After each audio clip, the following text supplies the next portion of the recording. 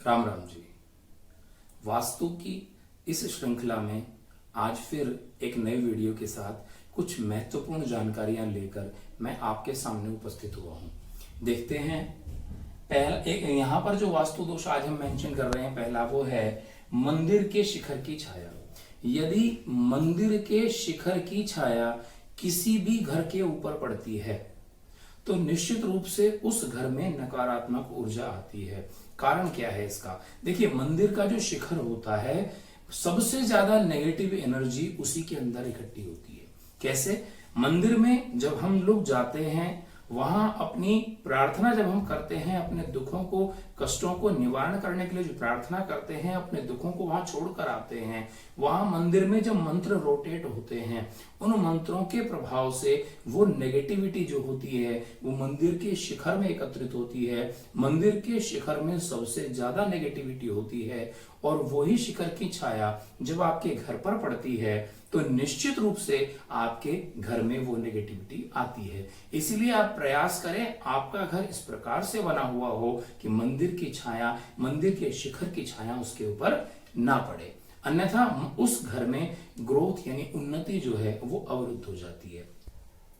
मकान T point या चौराहे पर होना। यदि आपका मकान किसी टी पॉइंट यानी कि ऐसे रास्ता जा रहा है और इधर एक रास्ता दाईं तरफ और एक बाईं तरफ मुड़ जाता है, यदि आपका मकान टी पॉइंट पर है या चौराहे पर है तो ये एक दोष होता है, क्योंकि टी पॉइंट या चौराहा जो होता है वहां बहुत सारी नकारात्मक ऊर्जा होती है। आपने देखा होगा, लोग अपने घर के नींबू मिर्च उतारते हैं जो वो नजर के लिए लगा के रखते हैं, काले धागे बांध कर रखते हैं, या किसी भी इस प्रकार की चीजें जिनको अपन कहते हैं कि वो टोटके में यूज होती हैं, ऐसी चीजों को लोग चौराहे पर ले जाकर फेंक देते हैं। और ऐसे इसी कारण से उन चौराहों पर या उन टी पॉइंट्स पर बहुत सारी नेगेटिव एनर्जी इकट्ठी हो जाती है और वो नेगेटिव एनर्जी निश्चित रूप से जो घर चौराहे पर या टी पॉइंट पर बने हुए होते हैं उनमें बहुत ज्यादा प्रभाव डालती है। इसलिए यथासंभव आप ये प्रयास करें कि आपके घर चौराहे या टी पॉइंट पर ना हो।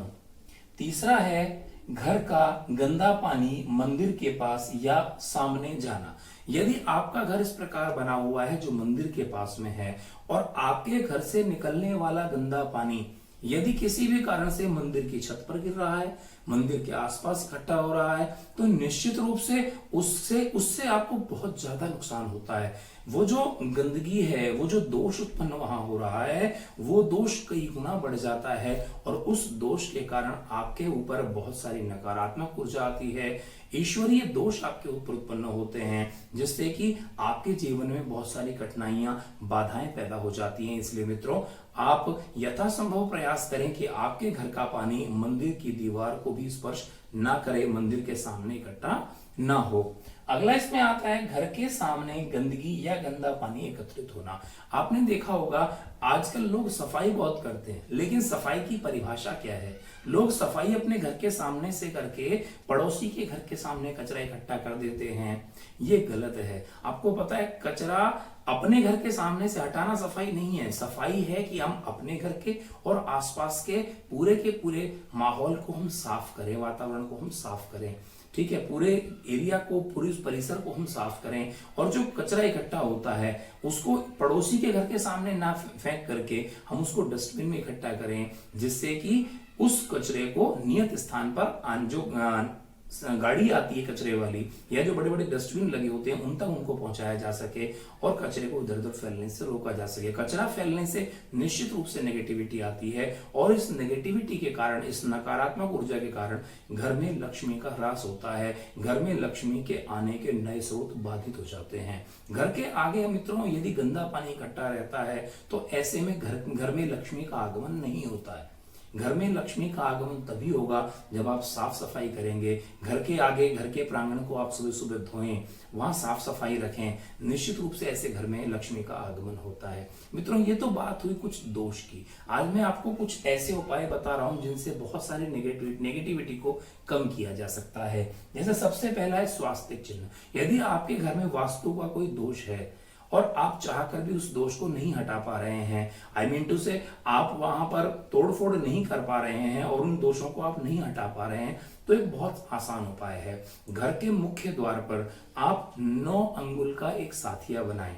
कैसे? 4, 4 8 और एक 9। इस प्रकार से आप उसकी माप लें कि उसकी लंबाई और चौड़ाई दोनों 9 अंगुल होनी चाहिए। 9 अंगुल का स्वास्तिक यदि आप हनुमान जी को चढ़ाए जाने वाले सिंदूर, उसमें चमेली का तेल मिलाकर उसके पेस्ट से अगर आप उस स्वास्तिक को बनाते हैं, 9 अंगुल का स्वास्तिक आप बनाते हैं, तो निश्चित रूप से ये जो स्वास्तिक है ये बहुत सारे वास्तु दोषों को खत्म करता है, कम कर देता है। ओम का चिन्ह, ओम का चिन्ह मित्रों, ओम एक ऐसा साइन है, एक ऐसा चिन्ह है जिसको प्राचीन काल से मान्यता प्राप्त है। ओम का चिन्ह जो है ये बहुत सकारात्मक होता है, बहुत पॉजिटिव एनर्जी इसके अंदर होती है।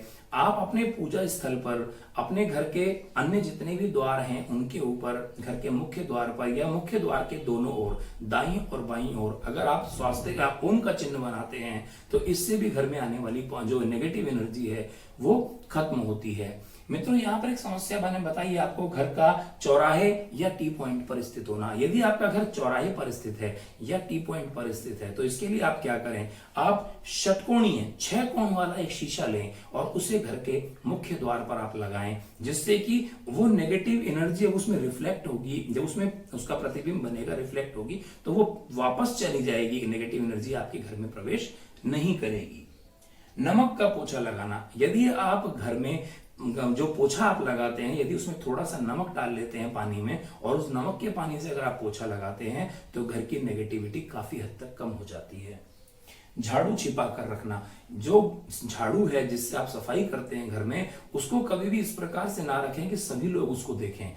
झाड़ू का काम होने के बाद उसको घर में नियत स्थान पर छिपा कर रखें, जिससे कि सभी लोगों की नजर में वो झाड़ू ना आए।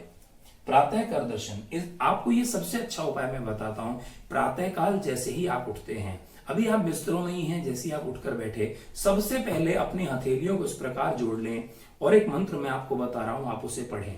कराग्रे वस्ते लक्ष्मी, कर मध्य सरस्वती, कर मूले तु गोविंदम, प्रभाते कर दर्शनम। इस प्रकार आप ये मंत्र बोलें, हथेलियों को इस प्रकार से रगड़ें, अपनी आंखों पर, अपने चेहरे पर उसे स्पर्श कराएं। इससे सुबह सुबह पॉजिटिव एनर्जी का आपके अंदर संचार होता है, आप सकारात्मक ऊर्जा से भर जाते हैं, जिससे पूरा दिन आपका बहुत अच्छा जाता है। और मित्रों, एक लास्ट उपाय जो सबसे अच्छा उपाय है, दुनिया का हर धर्म, हर ग्रंथ, सभी लोग इस बात को मानते हैं, माता पिता के चरण स्पर्श करना। यदि आप सुबह उठकर माता पिता के चरणों को स्पर्श करते हैं तो निश्चित रूप से कोई भी संकट, कोई भी परेशानी कभी भी आपका सामना नहीं कर सकती है। माता पिता का आशीर्वाद दुनिया की सबसे बड़ी ढाल है। राम राम जी। दोस्तों, अगर आपको ये वीडियो अच्छा लगा तो इसे लाइक करें, शेयर करें, सब्सक्राइब करें और बेल आइकन को प्रेस करें, जिससे आने वाले वीडियोस का नोटिफिकेशन आपको सबसे पहले मिल जाएगा। Thank you.